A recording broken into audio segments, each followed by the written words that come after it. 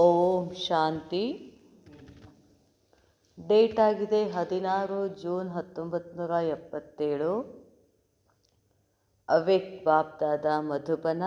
ಅವ್ಯಕ್ತ ಮುರಳಿ ಮಹಾವಾಕ್ಯ ಆಗಿದೆ, ಏಕ್ ಹಿ ಪಢಾಯಿ ದ್ವಾರ ನಂಬರ್ವಾರ್ ಪೂಜ್ಯ ಪದ ಪಾನೆ ಕಾ ಗುಹ್ಯ ರಹಸ್ಯ. ಏಕ್ ಹಿ ಪಢಾಯಿ ದ್ವಾರ, ಈ ಒಂದೇ ವಿದ್ಯಾಭ್ಯಾಸದ ಮುಖಾಂತರ ನಂಬರ್ವಾರ್ ಪೂಜ್ಯ ಪದವಿ ಪಡ್ಕೊಳ್ತಕ್ಕಂಥ ಗುಹ್ಯ ಅತ್ಯಂತ ರಹಸ್ಯ ಏನು?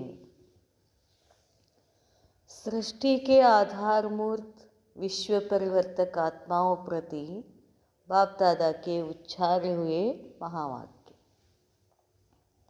ನಾವೆಲ್ಲ ಏನಾಗಿದ್ದೀವಿ? ಆಧಾರಮೂರ್ತ. ಸೃಷ್ಟಿ ಪರಿವರ್ತನೆ ಮಾಡಲಿಕ್ಕೆ ಆಧಾರಮೂರ್ತ ಆತ್ಮಗಳಿಗಾಗಿ ಬಾಬಾ ಹೇಳ್ತಾರೆ, आज बाप दादा हर आत्मा के पुरुषार्थ करने की कर्म की गति और पुरुषार्थ अनुसार राज्य पद व पूज्य पद की गति जो कि अति रमणीक और गुह्य है वह देख रहे हैं. ಇಂದು ಬಾಪ್ ದಾದಾ ಪ್ರತಿ ಆತ್ಮಗಳ ಪುರುಷಾರ್ಥ ಮಾಡ್ತಕ್ಕಂಥ ಕರ್ಮದ ಗತಿ ಮತ್ತು ಪುರುಷಾರ್ಥದ ಅನುಸಾರ ರಾಜ್ಯ ಪದವಿ ಅಥವಾ ಪೂಜ್ಯ ಪದವಿಯ ಗತಿಯನ್ನು ಬಾಬಾ ಆ ಒಂದು ರಮಣೀಕತೆಯನ್ನು, ಆ ಒಂದು ಗುಹ್ಯ ರಹಸ್ಯವನ್ನು ಬಾಬಾ ನೋಡ್ತಾ ಇದ್ರು ಅಂತ ಹೇಳ್ತಾರೆ ಬಾಬಾ. ಜೈಸೆ पुरुषार्थ में नंबरवार है वैसे ही पद और पूज्य पद में नंबरवार है. ಪದವಿ ಹೆಂಗೆ ಸಿಗ್ತದೆ? ನೀವು ಇಲ್ಲಿ ಹೆಂಗೆ ಪುರುಷಾರ್ಥ ಮಾಡ್ತೀರೋ, ಎಷ್ಟು ನಂಬರ್ನಲ್ಲಿ ಪುರುಷಾರ್ಥ ಮಾಡ್ತೀರೋ ಅದರ ಆಧಾರದ ಮೇಲೆ ನಿಮಗೇನು ಸಿಗ್ತದೆ? ನಂಬರ್ವಾರ್ ಪದವಿನೂ ಸಿಗ್ತದೆ, ಪೂಜ್ಯ ಪದವಿನೂ ಸಿಗ್ತದೆ. जो नंबर 1 श्रेष्ठ पुरुषार्थी हैं उन्हीं का राज पद और पूज्य पद अति श्रेष्ठ और गुह्य रहस्य भरा है. ಬಾಬಾ ಹೇಳ್ತಾರೆ, ಯಾರು ನಂಬರ್ 1 ಶ್ರೇಷ್ಠ ಪುರುಷಾರ್ಥಿಗಳಿದ್ದಾರೋ ಅವರ ರಾಜ್ಯ ಪದ ಮತ್ತು ಪೂಜ್ಯ ಪದ ಅತಿ ಶ್ರೇಷ್ಠ ಮತ್ತು ಗುಹ್ಯ ರಹಸ್ಯ ತುಂಬಿಕೊಂಡಿದೆ ಅದರಲ್ಲಿ ಅಂತ ಹೇಳ್ತಾರೆ ಬಾಬಾ. ಪೂಜ್ಯತೋ ಸಬ್ ಬಂತೆ, ನೀವೆಲ್ಲರೂ ಪೂಜ್ಯರಾಗೇ ಆಗ್ತೀರಾ. ಸೃಷ್ಟಿ ಕೆ ಲಿಯೆ ಸಬ್ ಪುರುಷಾರ್ಥಿ ಆತ್ಮಾಯೇ ಪರಂ ಪೂಜ್ಯ. ನೀವೆಲ್ಲ ಈ ಸೃಷ್ಟಿ ಪರಿವರ್ತನೆ ಮಾಡೋಕ್ಕೆ ಪರಿವರ್ತನೆ ಮಾಡೋಕ್ಕೆ ಪುರುಷಾರ್ಥ ಮಾಡೇ ಮಾಡ್ತೀರಾ. ಅದಕ್ಕೆ ನೀವೆಲ್ಲರೂ ಏನಾಗ್ತೀರಿ? ಪೂಜ್ಯರಾಗೇ ಆಗ್ತೀರಾ. ಸೃಷ್ಟಿ ಕೆ ಲಿಯೆ ಸಬ್ ಪುರುಷಾರ್ಥಿ ಆತ್ಮಾಯೇ ಪರಂ ಪೂಜ್ಯ ಹೇ. ಈ ಸೃಷ್ಟಿಗಾಗಿ ಯಾರ್ಯಾರು ಪುರುಷಾರ್ಥ ಮಾಡ್ತೀರೋ ಎಲ್ಲರೂ ಏನಂತಾರೆ ಬಾಬಾ? ಪೂಜ್ಯರೇ. ಅಷ್ಟರತನ್ ಹೇ, ವಾ 108 की माला है, वा 16,000 की माला है, वा 9 लाख प्रजा पद वाले हैं, लेकिन सभी कोई न कोई रूप में पूज्य अवश्य बनते हैं. 9 ಲಕ್ಷ ಆತ್ಮಗಳು ಕೂಡ ಏನು? ಪೂಜ್ಯರೇ ಅಂತಾರೆ ಬಾಬಾ. ಅವ್ರು 8 ಇರ್ಬೋದು, 108 ಇರ್ಬೋದು, 16,000 ಬರ್ಬೋದು. ಎಲ್ಲರೂ ನೀವು ಪುರುಷಾರ್ಥಿಗಳು ಯಾರಿದ್ದೀರೋ ಎಲ್ಲರೂ ನೀವು ಪೂಜ್ಯರೇ. अब तक भी अनेक अनगिनत सालिग्राम बनाकर पूजा करते हैं. ಇನ್ನುವರೆಗೂ ಹೊರಗಡೆ ಭಕ್ತಿ ಮಾರ್ಗದಲ್ಲಿ ಲೆಕ್ಕಿಲ್ಲದಷ್ಟು ಸಾಲಿಗ್ರಾಮಗಳನ್ನು ಮಾಡಿ ಏನು ಮಾಡ್ತಿದ್ದಾರೆ? ಪೂಜೆ ಮಾಡ್ತಾರೆ. लेकिन अनेक सालिग्राम रूप की पूजा और विशेष इष्ट देव के मंदिर रूप की पूजा, उसमें अंतर कितना होता है उनको जानते हो ना? ಆದರೆ ಅನೇಕ ಸಾಲಿಗ್ರಾಮನ ರೂಪದ ಪೂಜೆಗಳ ಮತ್ತು ವಿಶೇಷ ಇಷ್ಟ ದೇವ ಮಂದಿರಗಳೇನಿದಾವಲ್ಲ ಅಲ್ಲಿ ಪೂಜೆಗೆ ಎರಡುಗಳಲ್ಲಿ ಅಂತರ ಇದೆ. ಎಷ್ಟೊಂದು ಅಂತರ ಇದೆ ಅದು ಗೊತ್ತಾ ನಿಮಗೆ ಅಂತ ಕೇಳ್ತಾರೆ ಬಾಬಾ. सालिग्राम रूप में अनेकों की पूजा होती है और अष्टदेव के रूप में नामी ग्रामी कोई कोई आत्मा की पूजा होती है. 16,000 की माला भी कभी कभी सुमिरन करते हैं, 108 की माला अनेक बार सुमिरन करते हैं, और अष्टरत्नों को व अष्टदेवों को व देवियों को बाप के समान सदा अपने दिल में याद रखते हैं. ಬಾಬಾ ಹೇಳ್ತಾರೆ ಪೂಜೆ ಹೆಂಗೆ ನಡೀತದೆ. 16,000 ಮಾಲೆಗಳದ್ದು ಜಪ ಮಾಡ್ತಾರೆ, ಯಾವಾಗೊಮ್ಮೆ ಮಾಡ್ತಾರೆ. 108 ಮಾಲೆಗಳ ಕೂಡ ಅದಕ್ಕಿಂತ ಸ್ವಲ್ಪ ಏನು ಮಾಡ್ತಾರೆ, ಜಾಸ್ತಿ ಮಾಡ್ತಾರೆ. ಇನ್ನು ಬಾಬಾ ಹೇಳ್ತಾರೆ ಅಷ್ಟರತ್ನಗಳ ಪೂಜೆ, ಇಷ್ಟದೇವಿಗಳ ಪೂಜೆ ಹೆಂಗಾಗ್ತದೆ. ಈಗ ನಾವಿಲ್ಲಿ ಬಾಬಾನು ಯಾವಾಗಲೂ ಸತತ ಹೆಂಗೆ ನೆನಪು ಮಾಡ್ತೀವೋ ಹಾಗೆ ಅಷ್ಟರತ್ನಗಳನ್ನು ಕೂಡ ಯಾವಾಗಲೂ ಮನಸ್ಸಿನಲ್ಲಿ ಇಟ್ಕೊಂಡಿರ್ತಾರೆ ಅಂತ ಹೇಳ್ತಾರೆ ಬಾಬಾ. ಇತನಾ ಅಂತರ್ ಕ್ಯೂ ಹೂವಾ, ಅಂತರ ಯಾಕೆ ಆಗ್ತದೆ. ಭಕ್ತರು ನೆನಪು ಮಾಡೋದ್ರಲ್ಲಿ ಅಂತರ ಯಾಕೆ ಮಾಡ್ತಾರೆ. ಬಾಬಾ ಹೇಳ್ತಾರೆ बाप दादा तो सर्व बच्चों को एक ही पढ़ाई, एक ही लक्ष्य, मनुष्य से देवता व विजय रतन बनने को देते हैं. ಬಾಪ್ ದಾದಾ ಅಂತೂ ಎಲ್ಲ ಮಕ್ಕಳಿಗೂ ಒಂದೇ ಥರ ಅಭ್ಯಾಸ ಓದಿಸ್ತಾರೆ. ಅದರ ಲಕ್ಷ್ಯ ಮಾತ್ರ ಓದಿಸೋರು ಒಬ್ಬರೇ, ಲಕ್ಷ್ಯನೂ ಒಂದೇ ಇದೆ. ಏನು, ಮನುಷ್ಯರಿಂದ ದೇವತೆಗಳಾಗೋದು. ಫಿರ್ ಭಿ ಪೂಜನ್ ಮೇ ಇತನಾ ಅಂತರ್ ಕ್ಯೂ.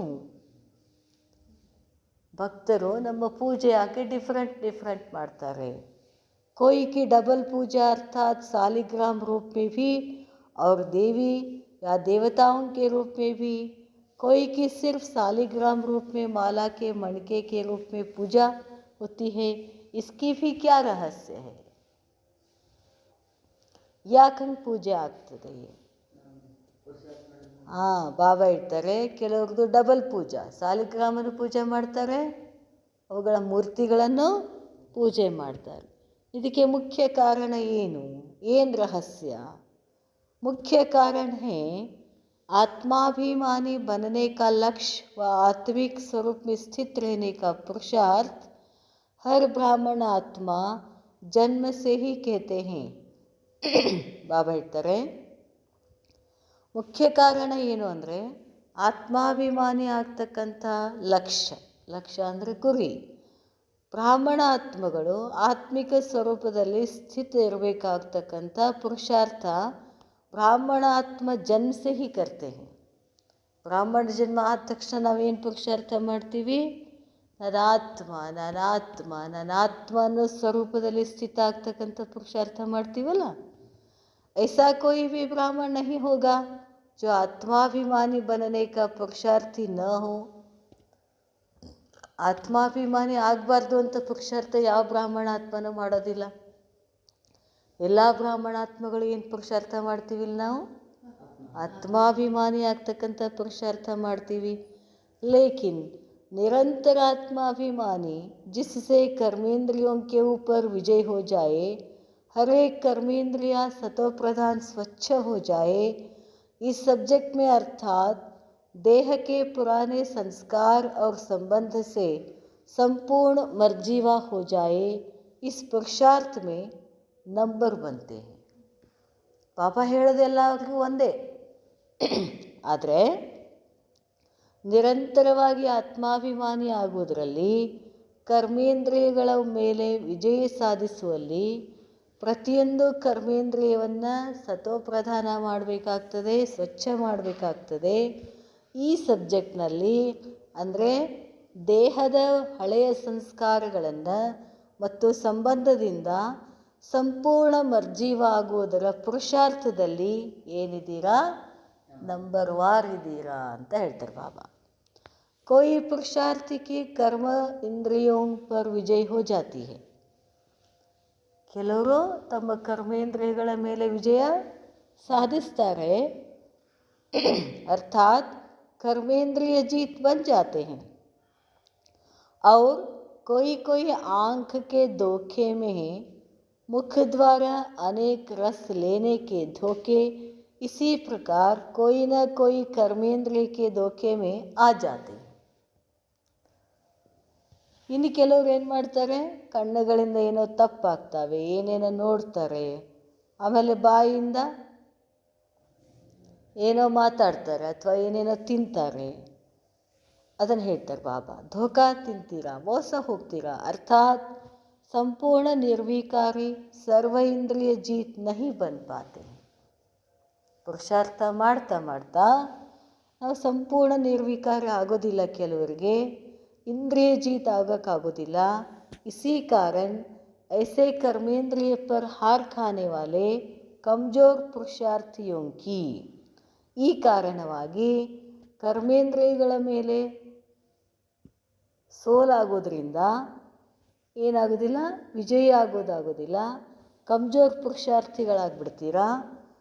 ऊंचते ऊंच बाप के बच्चे बनने के कारण, ऊंच बाप के संग के कारण, पढ़ाई और पालना के कारण, विश्व के अंदर श्रेष्ठ आत्माएं होने के कारण आत्मा अर्थात सालिग्राम रूप में पूजे जाते हैं. ಪಾಪ ಹೇಳ್ತಾರೆ, ಕೆಲವರು ಕಮ್ಜೋರ್ ಆಗಿಬಿಡ್ತಾರೆ, ಇನ್ನು ಕೆಲವು ಆತ್ಮಗಳೇನು ಮಾಡ್ತಾರೆ, ಶ್ರೇಷ್ಠಾತಿ ಶ್ರೇಷ್ಠ ತಂದೆಯ ಮಕ್ಕಳು ಆಗಬೇಕು ಅಂತ ಕಾರಣ ಶ್ರೇಷ್ಠ ತಂದೆಯ ಸಂಘದಲ್ಲೇ ಇರ್ತಾರೆ. ಓದಿಸುವಂಥ ಪಾಠವನ್ನು ಸರಿಯಾಗಿ ಓದಿಸ್ತಾರೆ, ಪಾಲನ ಮಾಡ್ತಾರೆ, ವಿಶ್ವದ ಶ್ರೇಷ್ಠ ಆತ್ಮ ಆಗಿಬಿಡ್ತಾರೆ. ಆತ್ಮ ಅಂಥವರನ್ನು ಸಾಲಿಗ್ರಾಮ ರೂಪದಲ್ಲಿ ಏನು ಮಾಡ್ತಾರೆ, ಪೂಜೆ ಮಾಡ್ತಾರೆ. ಲೇಕಿನ್ ಆದರೆ ಕರ್ಮೇಂದ್ರಿಯ ಜೀತ್ ನ ಹೋನೆಗೆ ಕಾರಣ, ಇಷ್ಟೆಲ್ಲ ಮಾಡಿರ್ತಾರೆ, ಆದರೆ ಅಲ್ಲಲ್ಲಲ್ಲಿ ಒಂದು ಯಾವುದೋ ಕಣ್ಣಿಂದನೋ ಯಾವುದೋ ನಾಲಿಗೆಯಿಂದ ತಪ್ಪಾಗಿಬಿಡ್ತದೆ. लेकिन सर्व कर्मेंद्रिय जीत न होने के कारण साकार रूप में देवी और देवता के रूप में पूजा नहीं होती है. ನಮ್ದು ಯಾವುದೋ ಒಂದು ಕರ್ಮೇಂದ್ರಿಯ ವೀಕ್ ಇರೋದ್ರಿಂದ ನಮ್ಮದು ಸಾಲಿಗ್ರಾಮ ಪೂಜೆ ಆಗ್ತದೆ, ಪೂಜ್ಯರಾಗ್ತೀವಿ, ಆದರೆ ದೇವಿ ದೇವತೆಗಳ ಪೂಜೆ ಆಗೋದಿಲ್ಲ ಅಂತಾರೆ ಬಾಬಾ. ಸದಾ ಬಾಪ್ ದಾದಾಕ್ಕೆ दिल तक नशी न बनने के कारण वह सदा दिल में एक दिल लेने वाले पाप की याद व सदा दिल पर दिल वाला की याद नहीं रहती. ನಡು ನಡು ಏನಾಗ್ತಾ ಇರ್ತದೆ, ಕಟ್ ಕಟ್ ಆಗ್ತದೆ ಅಂತಾರೆ ಬಾಬಾ. ಏನು ನೆನಪು. इसलिए भक्तात्माएं भी अष्टदेव के रूप में दिल में नहीं समाती है. ಈಗ ತಿರುಪತಿ ಪೂಜೆ ಹೆಂಗಾಗ್ತದೆ, ಸದ್ಯಕ್ಕೆ ಹೈಯೆಸ್ಟ್ ಪೂಜೆ ಯಾವುದು, ದೇವತಾ ರೂಪದಲ್ಲಿ ಹೈಯೆಸ್ಟ್ ಪೂಜೆ ಯಾವುದು, ತಿರುಪತಿ ಯಾರು, ವೆಂಕಟರಮಣ ಯಾರು, ಬ್ರಹ್ಮ ಬಾಬಾ. ಅದರಷ್ಟು ಶ್ರೇಷ್ಠ ಪೂಜೆ ಎಲ್ಲೂ ಆಗೋದಿಲ್ಲ. ಯಾಕಾಗೋದಿಲ್ಲ, ಜಗದಂಬ. ನೆಕ್ಸ್ಟ್ ಯಾವುದು, ಜಗದಂಬ ಪೂಜೆ. ಜಗದಂಬ ಯಾರು, ಮೊಮ್ಮ. ಅದಕ್ಕೆ ಹೇಳ್ತಾರೆ ಬಾಬಾ, ಯಾರು ಕಂಪ್ಲೀಟ್ ಪುರುಷಾರ್ಥ ಮಾಡ್ತಾರೋ ನಿರಂತರವಾಗಿ ಅವ್ರದ್ದು ಸಾಲಿಗ್ರಾಮದಲ್ಲಿನೂ ಪೂಜೆ ಆಗ್ತದೆ, ದೇವಿ ದೇವತೆಗಳಲ್ಲಿನೂ ಪೂಜೆ ಆಗ್ತದೆ. ಸಿಂಗಲ್ ಪೂಜಾ और ಡಬಲ್ ಪೂಜಾ ಮೇ ಕಿತನಾ ಅಂತರ ಗೊತ್ತಾಯ್ತಾ, ಫರ್ಕ್ ಗೊತ್ತಾಯಿತು ಅಂತಾರೆ ಬಾಬಾ. ಸಿಂಗಲ್ ಪೂಜಾ, डबल पूजा, वह प्रजा का पूजन रूप और वह राज्य पद प्राप्त करने वाले पूजा का ರೂಪ್. ಈಗ 16 ಸೋಮವಾರ ಮಾಡ್ತಾರೆ ನೋಡಿರಲ್ಲ, ಹಿಂದೆ ಶಂಕರನ ಫೋಟೋನು ಇಡ್ತಾರೆ, ಮುಂದೆ ಸಾಲಿಗ್ರಾಮನೂ ಮಾಡಿರ್ತಾರೆ, ಎರಡೂ ಇಟ್ಟು ಪೂಜೆ ಮಾಡ್ತಾರೆ, ಅಟ್ ಎ ಟೈಪ್ ಮಾಡ್ತಾರೆ. ಮತ್ತು ಯಾಕೆ, ಶಂಕರ ಆ್ಯಕ್ಚುಲಿ ಒಂದು ಪಾತ್ರ ಇಲ್ಲ, ಆದಾಗ್ಯೂ ಕೂಡ ಅವನನ್ನೇನು ಮಾಡೋದು ತಪ್ಪು, ಸದಾ ಏನು ಧ್ಯಾನದಲ್ಲೇ ಇರ್ತಾನೆ, ನಾವು ಹೊರಗೆ ಬರೋದೇ ಇಲ್ಲ. ಅದಕ್ಕೆ ಹೇಳ್ತೇವೆ ಅವೆಲ್ಲ ಯಾರ್ದು, ನಮ್ಮದೇ ಯಾದ್ಗಾರ. ಇಸ್ಮೇ ಭೀ ಅಂತರ್ ಹೇ, ಅದರಲ್ಲಿನೂ ಕೂಡ ಅಂತರ ಇದೆ, ಪೂಜೆ ಮಾಡೋದ್ರಲ್ಲಿನೂ ಅಂತರ ಇದೆ. ವಹ ಪ್ರಜಾ ಕಾ ಪೂಜನ್ ರೂಪ್ और वह राज्य पद प्राप्त करने वाले पूजा का रूप. ಸಾಲಿಗ್ರಾಮ, ಬರೀ ಸಾಲಿಗ್ರಾಮ ಪೂಜೆ ಆದ್ವಿ ಅಂದರೆ ಪ್ರಜಾಗಳಾಗ್ತೀವಿ. ದೇವತೆಗಳ ಪೂಜೆ ಏನು, ನಾಳೆ ಲಕ್ಷ್ಮೀನಾರಾಯಣರಾಗುವಂಥದ್ದು. ವಿಶೇಷ ದೇವತಾओं का हर कर्म का पूजन होता है. ನೋಡ್ರಿ, ದೇವತೆಗಳ ಪೂಜೆ ಆಗಬೇಕು ಅಂದರೆ ಪ್ರತಿಯೊಂದು ಕರ್ಮದ ಪೂಜೆ ಆಗ್ತದಂತೆ. और कोई कोई देवताओं का रोज पूजन होता है. परंतु हर कर्म में नहीं, कोई कोई का पूजन कभी विशेष निश्चित दिनों पर होता है, इसका भी ರಹಸ್ಯ है. ಕೆಲವು ದೇವಿ ದೇವತೆಗಳದು ದಿನಾಲು ಪೂಜೆ ಆಗ್ತದೆ, ಇನ್ನು ಕೆಲವು ದೇವತೆಗಳದು ಅಮಾವಾಸ್ಯೆಗೊಮ್ಮೆ ಅಥವಾ ವರ್ಷಕ್ಕೊಮ್ಮೆ, ವರ್ಷದಲ್ಲಿ 2 ಬಾರಿ ಈ ಥರ ಪೂಜೆ ಆಗ್ತದೆ. ಅದರಲ್ಲಿನೂ ರಹಸ್ಯ ಇದೆ ಅಂತ ಹೇಳ್ತಾರೆ ಬಾಬಾ. ಯಾಕೆ ಹಾಗೆ? ವಿಶೇಷ अपने आप से पूछो कि हम कौन से पूज्य बनते हैं. ಚೆಕ್ ಮಾಡಿಕೊಡ್ರಿ. ನಾವು ಬರೀ ಸಾಲಿಗ್ರಾಮ ಇದ್ದೀವೋ, ದೇವತಾ ಪೂಜೆನೂ ಆಗ್ತದೋ? ಬಾಬಾ ಹೇಳ್ತಾರೆ ಚೆಕ್ ಮಾಡ್ಕೊಳ್ಳಿ.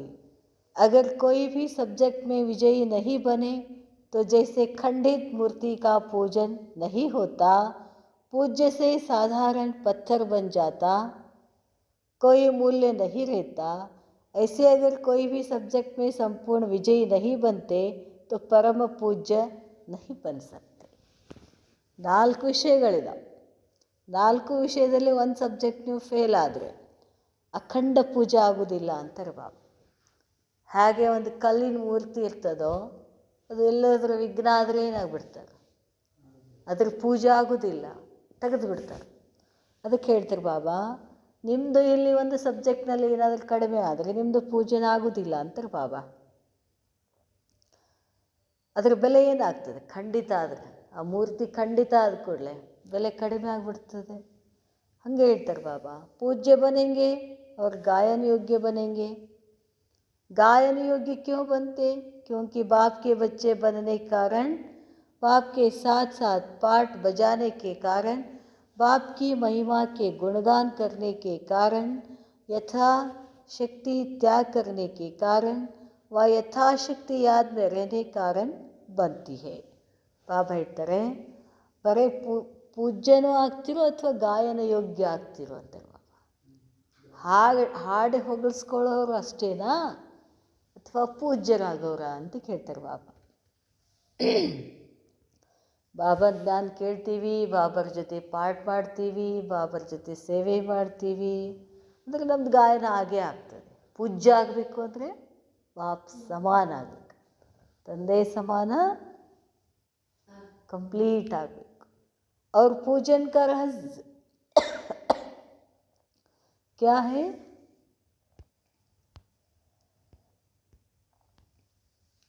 बाबा ಹೇಳ್ತಾರೆ पूजन का रहस्य क्या है?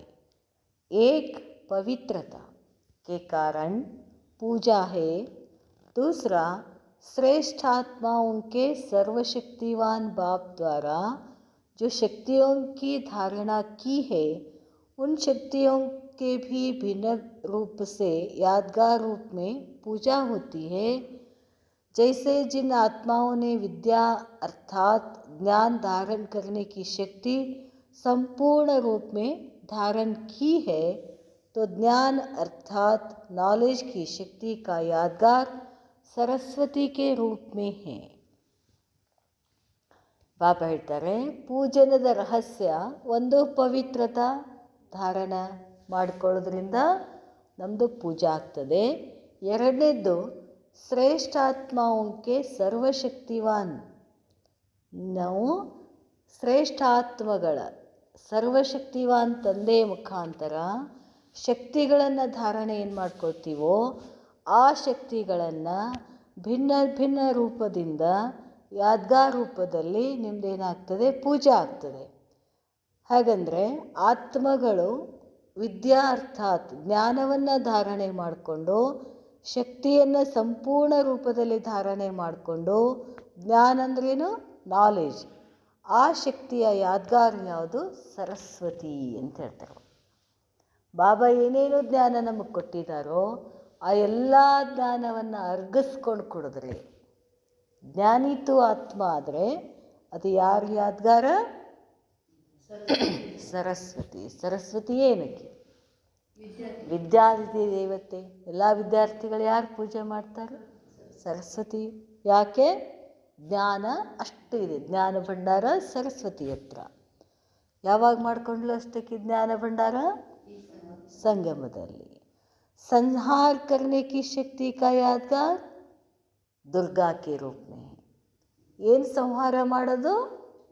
ವಿಕಾರಗಳನ್ನು, ವಿಕರ್ಮಗಳನ್ನು ಸಂಹಾರ ಮಾಡಿಕೊಂಡು ರೂಪದಲ್ಲಿ ಅದು ದುರ್ಗಾ ರೂಪದಲ್ಲಿ ಪೂಜೆ ಆಗ್ತದೆ.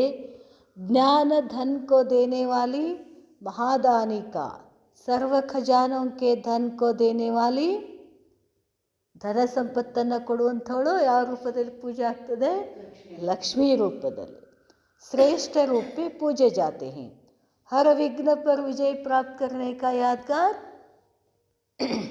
ಪ್ರತಿಯೊಂದು ವಿಘ್ನವನ್ನು ಬಾಬಾ ಹೇಳ್ತಾರೆ विघ्न विनाशक रूप में पूजा जाता है. मायाजीत अर्थात माया के विकराल रूप को भी सहज और सरल बनाने की शक्ति का पूजन महावीर के रूप में है. ಬಾಬಾ ಹೇಳ್ತಾರೆ ಮಾಯೆಯಿಂದ ಜೀತಾಗ್ತೀವಲ್ಲ, ಮಾಯೆ ಜೊತೆ ಯುದ್ಧ ಮಾಡಬೇಕಾಗ್ತದೆ. ಅಂಥ ವಿಕರಾಲ್ ರೂಪದ ಮಾಯದ ಮೇಲೆ ನಾವೇನು ಮಾಡಿದ್ದೀವಿ? ವಿಜಯ ಸಾಧಿಸಿದ್ದೀವಿ. ಅದರ ಯಾದ್ಗಾರಾಗಿ ಏನು ಮಾಡ್ತಾರೆ? ಶಕ್ತಿಯ ಪೂಜೆ ಮಾಡ್ತಾರೆ. ಮಹಾವೀರ್ ಯಾರು? हनुमान पूजे. तो श्रेष्ठ आत्माओं की हर शक्ति और श्रेष्ठ कर्म का भी पूजन होता है. ಬಾಬಾ ಸುಮ್ಮನೆ ದೇವಿಗಳನ್ನು ಪೂಜೆ ಮಾಡೋದಿಲ್ಲ, ಅವರ ಪ್ರತಿಯೊಂದು ಕರ್ಮಕ್ಕನುಸಾರವಾಗಿ ದೇವಿ ದೇವತೆಗಳನ್ನು ಪೂಜೆ ಮಾಡ್ತಾರೆ. ಬಾಬಾ ಹೇಳ್ತಾರೆ शक्तियों का पूजन हर देवी देवता की पूजा के रूप में दिखाया हुआ है. ಶಕ್ತಿಗಳ ಪೂಜನ, ಅವಕ್ಕೆ ಒಂದೊಂದು ಶಕ್ತಿಗೆ ಒಂದೊಂದು ರೂಪ ಕೊಟ್ಟಿದೆ. ಜ್ಞಾನ ಶಕ್ತಿಗೆ ಸರಸ್ವತಿ, ನಿರ್ವಿಘ್ನ ಶಕ್ತಿಗೆ ಗಣಪತಿ, ಧನ ಶಕ್ತಿಯನ್ನು ಕೊಡುವಂಥವಳಿಗೆ ಲಕ್ಷ್ಮಿ. ಧನ ನಿಜ ಹೇಳಬೇಕು ಅಂದರೆ ಧನ ಅಂದರೆ ಯಾವುದು? ಗುಣಗಳ ಸಂಪತ್ತು. ಅದಕ್ಕೆ ಲಕ್ಷ್ಮೀ ಪೂಜೆ ಮಾಡ್ತಾರೆ. ಬಾಬಾ ಹೇಳ್ತಾರೆ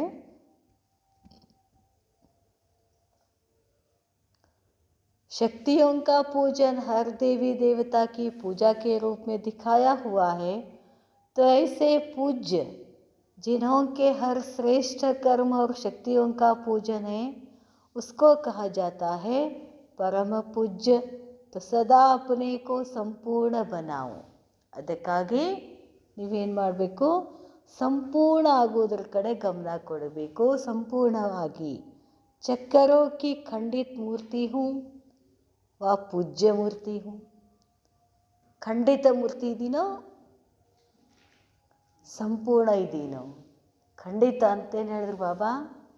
ಯಾವುದೋ ಒಂದು ಸಬ್ಜೆಕ್ಟ್ನಲ್ಲಿ ನಾನು ವೀಕ್ ಇದ್ದೀನಿ, ಅದು ಖಂಡಿತ ಮೂರ್ತಿ. ಎಲ್ಲದರಲ್ಲೂ ಸಂಪೂರ್ಣ ಆದರೆ ಪೂಜ್ಯ, ಸಂಪೂರ್ಣ ಅಂತ ಹೇಳ್ತಾರೆ ಬಾಬಾ. ಗಾಯನ ಹೇ ಸಂಪೂರ್ಣ ನಿರ್ವಿಕಾರಿ ವ 16 ಕಲಾ ಸಂಪತ್. ಸ್ವಲ್ಪ ಇದ್ರೆ ಏನಾಗ್ತದ್ರಿ ಅಂದರೆ ನಡೆಯಂಗಿಲ್ಲ. ಎಲ್ಲ ಪಕ್ಕ ಸಂಪೂರ್ಣ ಬೇಕು ಅಂತಾರೆ ಬಾಬಾ. ಸಿರ್ಫ್ ನಿರ್ವಿಕಾರಿ ಬನೆ ಹೋ ಯಾ ಸಂಪೂರ್ಣ ನಿರ್ವಿಕಾರಿ ಬನೆ ಹೋ. ಸಂಪೂರ್ಣ ಅಂದರೆ ಸಂಪೂರ್ಣ, ಅಲ್ಲಿ ಏನು ಧಾಗ ಇಲ್ಲ, ಒಂದಿಷ್ಟು. ಅಖಂಡ ಯೋಗ ಹೇ ವಾ ಖಂಡನ್ ಹೋತಾ ಹೇ. ಯೋಗ ಮಾಡಲಿಕ್ಕೆ ಕೂತಾಗ ಅಖಂಡ ಕೂತಿರ್ತಿರೋ ಅಥವಾ ಖಂಡಿತ ಆಗ್ತಿರ್ತದೋ. ಅಚಲ್ ಹೇ ವಾ ಹಲ್ಚಲ್ ಹೇ. ಬಾಪ್ ಕ್ಯಾ ಚಾತೆ ಹೇ? ಬಾಬಾ ಏನು ಇಚ್ಛೆ ಪಡ್ತಾರ? ನನ್ನ ಪ್ರತಿಯೊಂದು ಮಗು ಏನಾಗಬೇಕು? ಸಂಪೂರ್ಣ ಸಂಪನ್ನ ಆಗಬೇಕು ಅಂತ. और बच्चे भी चाहते सब हैं, लेकिन करते कोई हैं, इसलिए नंबर बन जाते हैं. ಎಲ್ಲ ಮಕ್ಕಳಿಗೂ ಇಚ್ಛೆ ಇದೆ, ಏನು? ನಂಬರ್ 1 ಆಗಬೇಕು ಅಂತ ಎಲ್ಲ ಮಕ್ಕಳಿಗೂ ಇಚ್ಛೆ ಇದೆ. ಆದರೆ ಮಾಡೋಕ್ಕೆ ಬಂದರೆ ಮಾಡೋದಿಲ್ಲ. इसलिए नंबर बन जाते हैं. अच्छा सुनते तो बहुत हो, ಸುನನಾ ಅವ್ರ ಕರ್ನಾ. ಕೇಳೋದಂತೂ ಭಾಳ ಕೇಳ್ತೀರಾ, ಹೇಳೋದು ಹೇಳ್ತೀರಾ. ಆದರೆ ಬಾಬಾ ಹೇಳ್ತಾರೆ ಕೇಳಬೇಕು, ಮಾಡಬೇಕು. ಇನ್ಕೋ ಸಮಾನ ಬನಾವ್. ಹೇಳೋದು ಮಾಡೋದು ಎರಡು ಸಮಾನ ಮಾಡಿ. ಸಮझा क्या करना है? ऐसे परम पूज्य सदा एक बाप को साथ रखने वाले ಇಂತಹ ಪರಮ ಪೂಜ್ಯ ಮತ್ತು ಯಾವಾಗಲೂ ತಂದೆಯನ್ನು ಜೊತೆಗೆ ಇಟ್ಕೊಳ್ಳುವಂಥ ಹರ್ ಕದಂ ಶ್ರೇಷ್ಠ ಮನ್ ಕೆ ಆಧಾರ್ ಪರ್, ಪ್ರತಿಯೊಂದು ಹೆಜ್ಜೆ ಶ್ರೇಷ್ಠ ಮನಸ್ಸಿನ ಆಧಾರದ ಮೇಲೆ ನಡೆಯುವಂತಹ ಇಂಥ ಸೃಷ್ಟಿಯ ಆಧಾರ ಮೂರ್ತ ವಿಶ್ವಪರಿವರ್ತಕ ಆತ್ಮಗಳಿಗೆ ಬಾಪ್ ದಾದಾರವರ ನೆನಪು, ಪ್ರೀತಿ ಹಾಗೂ ಸುಪ್ರಭಾತ. ಅಚ್ಚಾ, ನಮಸ್ತೆ ಬಾಬಾ, ನಮಸ್ತೆ. ಓಂ ಶಾಂತಿ.